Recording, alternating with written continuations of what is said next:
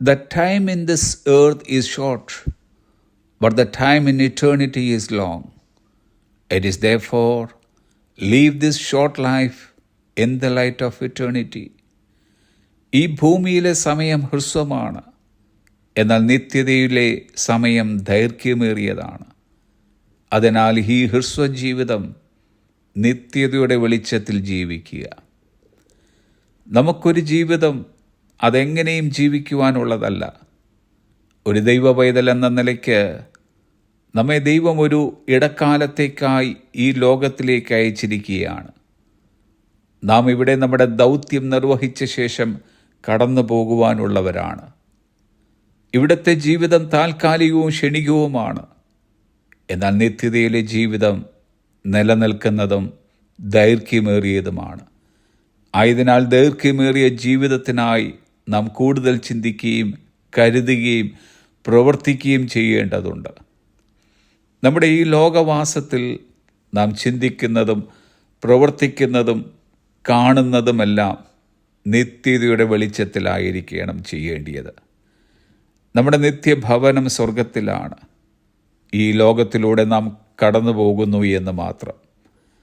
Gym Reeves മനോഹരമായി പാടിയ ചില വരികൾ ഇങ്ങനെ: "This world is not my home. I'm just passing through.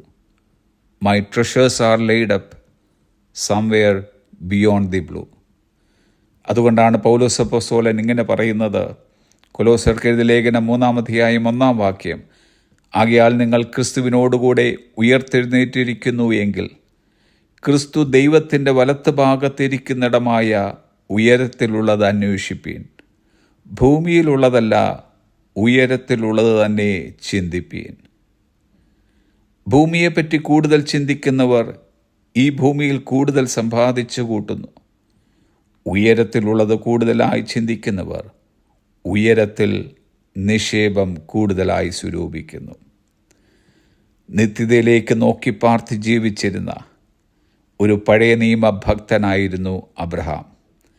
അദ്ദേഹത്തെപ്പറ്റി എബ്രായ ലേഖനകർത്താവ് പറയുന്നത്: "വിശ്വാസത്താൽ അബ്രഹാം വാഗ്ദത്ത ദേശത്ത് ഒരു അന്യദേശത്തെന്ന പോലെ ചെന്ന് വാഗ്ദത്തത്തിന് കൂട്ടവകാശികളായ ഇസഹാക്കിനോടും യാക്കോബിനോടും കൂടെ കൂടാരങ്ങളിൽ പാർത്തുകൊണ്ട് ദൈവം ശില്പിയായി നിർമ്മിച്ചതും അടിസ്ഥാനങ്ങളുള്ളതുമായ നഗരത്തിനായി കാത്തിരുന്നു."